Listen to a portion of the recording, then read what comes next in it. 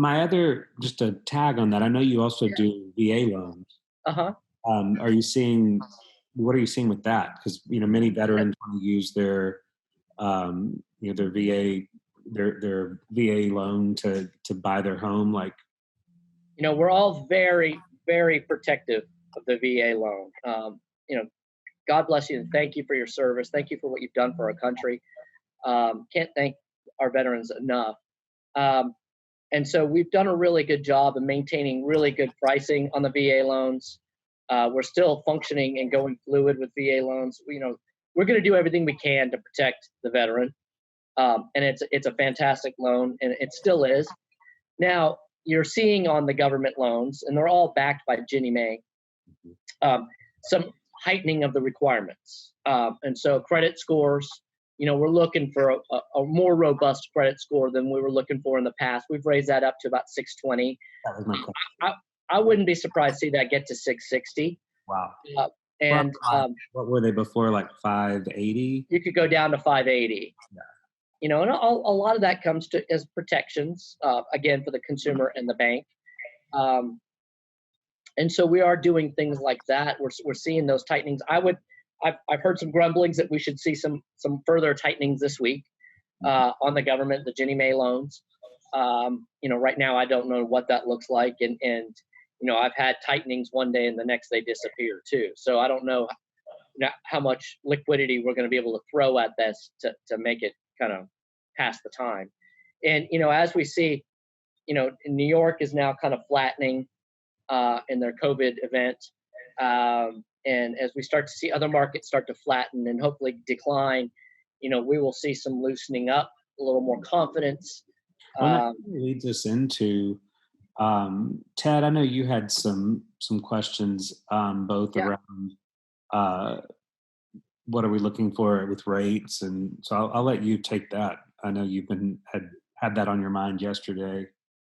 And what? Absolutely. So one thing I wanted to ask was, what do you expect to see happen with the rates on conventional or government loans just kind of going forward? Like, do you see any kind of trajectory in the future that you can identify? I wouldn't be surprised to see a small spike in the government loans in the near future.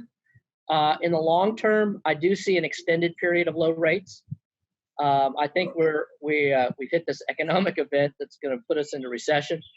And during recessions, we normally have low rates. So I think that will continue for quite a while. Where are we today, Christian? What's that? Where are we today with the rates? We're looking on the conventional stuff about 3.25, and on the FH, and that's the 30-year fixed. And on the FHA, we're looking around 3.5, and VA as well. That's great. And I every day those can go up or down, and we're talking not APRs. Unfortunately, I don't know what the APR on that is off the fly, but that's a good barometer for now. And then I've seen in the month of March I saw the lowest rates I've ever seen, and I also saw the biggest spike in rates I've ever seen. So we know tomorrow's a new day. So it's like that. Yeah. Well, and then I have one last question for you, Christian. Yeah. So, as an expert in your field, what is your advice to consumers for the remainder of 2020? The remainder of 2020, I would say, is open up more communication. If you're out shopping for a house, you are in an environment where you're going to get a great rate. It's going to be a great rate.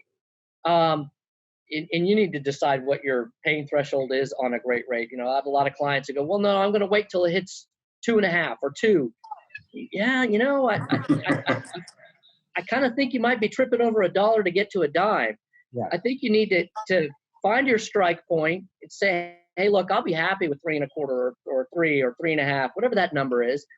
Find your target price point, and then continue to communicate with your lender and your agent. Because these things are ever changing.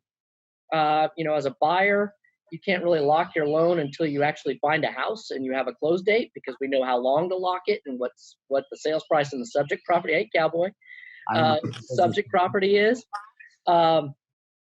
So just stay on top of it and be diligent, because right now, if we throw caution to the wind, and just go, well, I'm pre-approved, and then 2 months later come back and expect the same environment as you had 2 months ago, it's going to be radically different.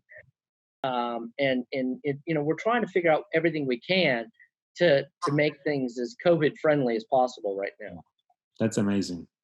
Well, Christian, thank you so much for your time today. I know you've got a family and a business, and even though you're working from home, you're still working hard. And for everybody out there, if you're looking for a great lender, Christina.Johnson with Caliber Lending is one of the best. He does all types of deals, from single family to condo to high rise, and all types of loans. Thank you so much, Christian. We appreciate your time, and it's very welcome to get some good expertise out there right now. Yep. Thank you both. I appreciate it. Take care, Ted and Matt. All right. Healthy. Take care. Thank you so much. Bye-bye.